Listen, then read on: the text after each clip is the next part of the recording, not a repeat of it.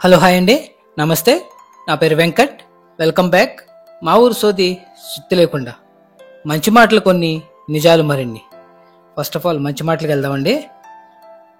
విలువ లేని చోట మాట్లాడకూడదు, ప్రేమ లేని చోట ఆశపడకూడదు, అలాగే దూరం పెడుతున్న వారికి దగ్గర అవ్వకూడదు, నిర్లక్ష్యం చేసేవారి కోసం ఎదురు చూడకూడదు, భారం అనుకునే వాళ్ళతో భావాలను ఎప్పుడూ కూడా పంచుకోకూడదు, అలాగే మనకు కాని దానిపై ఆశలను పెంచుకోకూడదు.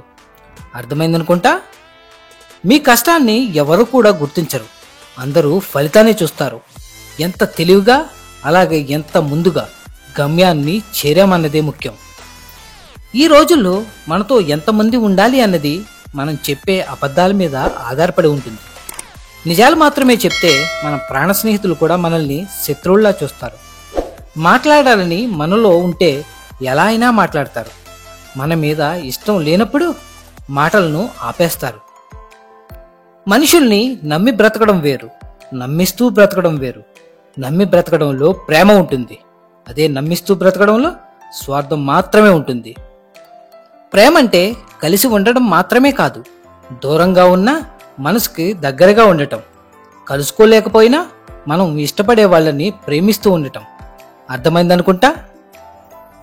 నిద్రపోయేటప్పుడు ప్రశాంతంగాను, నిద్ర లేచినప్పుడు సంతోషంగాను ఎవరైతే ఉంటారో వారే నిజమైన కోటీశ్వర్లు. గుర్తుంచుకోండి.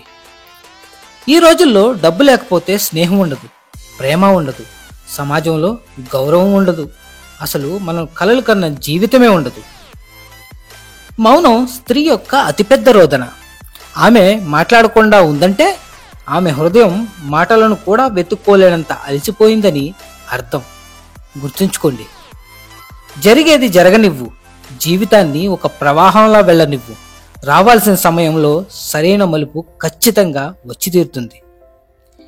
ఈ రోజుల్లో ఎంత తక్కువగా మాట్లాడితే అంత విలువ, ఎంత దూరంగా ఉంటే అంత ఆత్మగౌరవం. జీవితంలో గెలుపు అనేది ఊరికే రాదు. కన్నీళ్లను పెట్టుకోవాలి, కష్టాలను ఎదుర్కోవాలి, బాధలను తట్టుకోవాలి, మనసుకు గాయాలు కావాలి, గుండె మాటలకు ముక్కలవ్వాలి, బంధాలను కోల్పోవాలి, అలాగే ఎదురు దెబ్బలు తినాలి, సహనంతో మెలగాలి, అనుభవ పాఠాలు దిద్దుకోవాలి. అప్పుడే గెలుపు అనేది నీ సొంతం అవుతుంది. గుర్తుంచుకోండి. శ్రద్ధగా పనిచేయకుండా ఎవరూ కూడా మంచి ఫలితాన్ని పొందలేరు. కొన్నిసార్లు వాదించి బాధపడడం కన్నా తప్పు నాదే అని తప్పుకోవడమే మంచిది. మనం మంచివాళ్ళమా లేదా చెడ్డవాళ్ళమా అనేది ఈ సమాజానికి అవసరం లేదు. వాళ్ళ అవసరాన్ని బట్టి మనల్ని మంచివాళ్ళని చేస్తారు, వాళ్ళ అవసరాన్ని బట్టే మనల్ని చెడ్డవాళ్ళని చేస్తారు. తప్పు చేసి కూడా తమదే గెలుపు అని వాదించే వారికి ఎదురు చెప్పకండి.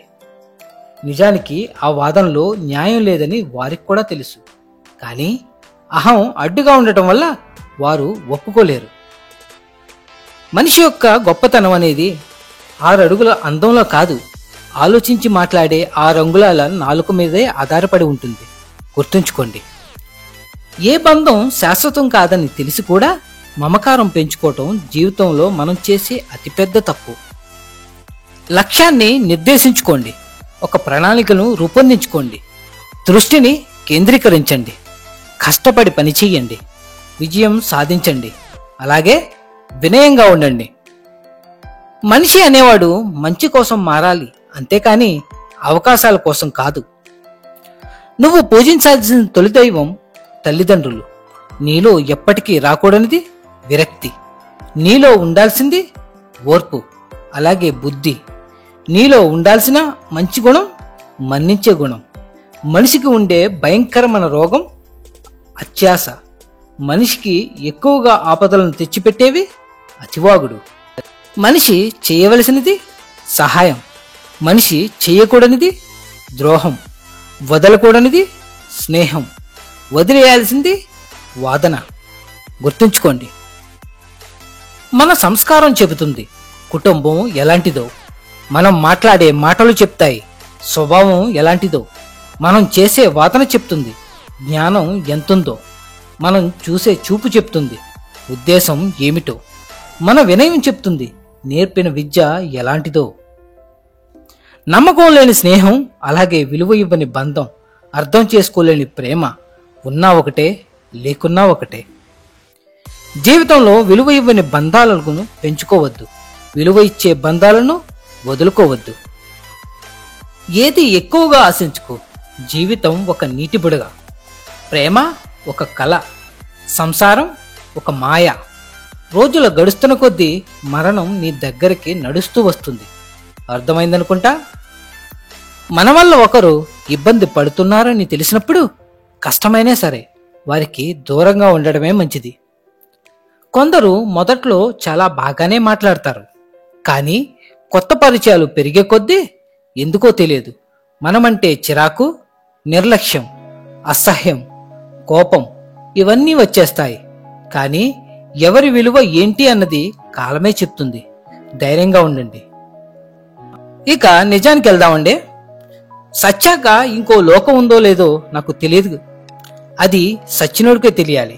కానీ నాకు తెలిసింది ఒక్కటే, చావు అనేది ఎప్పుడొస్తుందో ఎవరికూ తెలియదు, కానీ చటుక్కును వచ్చి పుటుక్కును పట్టుకుపోద్ది.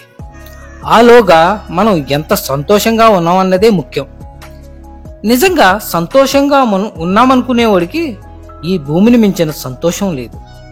బాధపడుతూ ఉన్నోడికి ఈ భూమిని మించిన నరకం లేదు. ఈ రెండూ కూడా ఈ భూమి మీదే ఉన్నాయి.